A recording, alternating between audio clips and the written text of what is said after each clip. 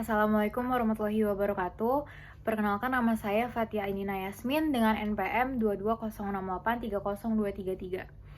Jadi kali ini saya akan menjelaskan tentang materi yang telah disampaikan pada pada pertemuan pertama metode numerik 03.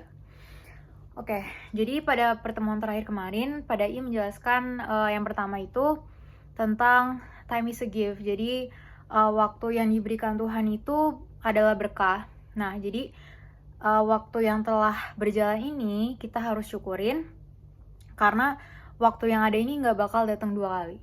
Nah, selain itu, Pak Dai juga menjelaskan tentang perangkat utama untuk kelas Pak Dai. Yang pertama itu adalah brainware.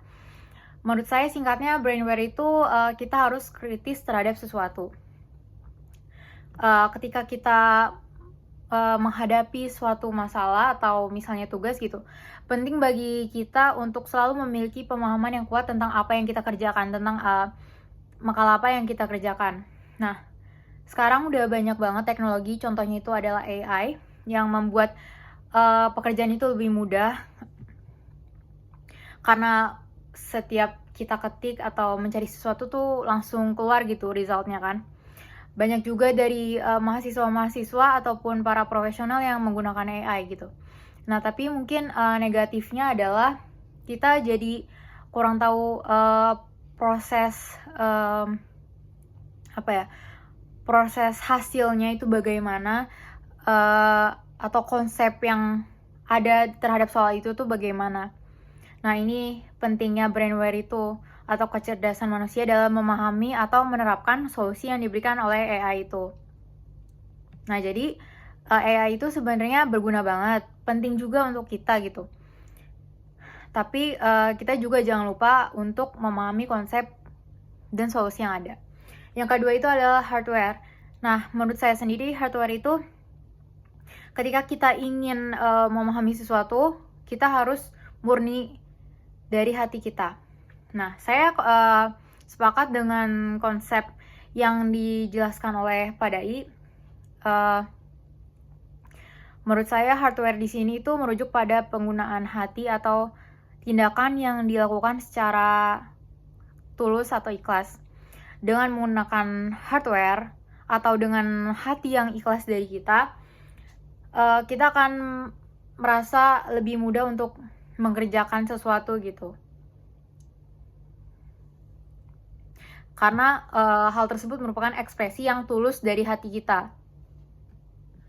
Nah, dan dua perangkat tersebut tadi yang udah saya sebutin itu brainware dan hardware, itu menurut saya sangat-sangat membantu kita untuk memahami materi-materi yang disampaikan di kelas oleh Pak Dai maupun dosen-dosen lainnya juga.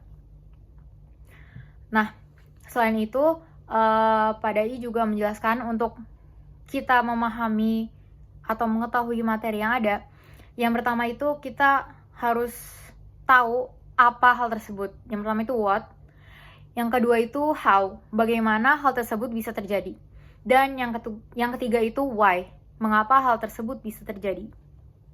Nah, selain itu Pak Dai juga mereview tentang Dai 5 yang sebenarnya sudah saya buat videonya kemarin, tapi saya akan menjelaskan lagi di sini. Ya, ada I'm My Consciousness, Intention, Initial Thinking, Idealization, dan Instruction.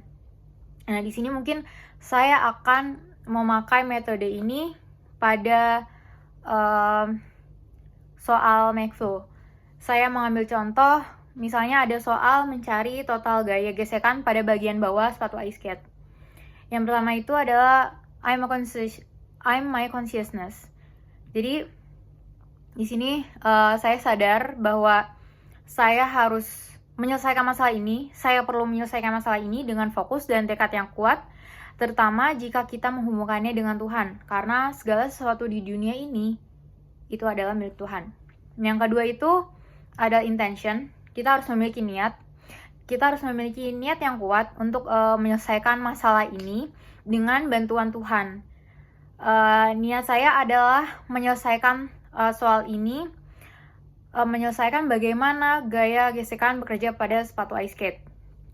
Lalu yang ketiga adalah initial thinking.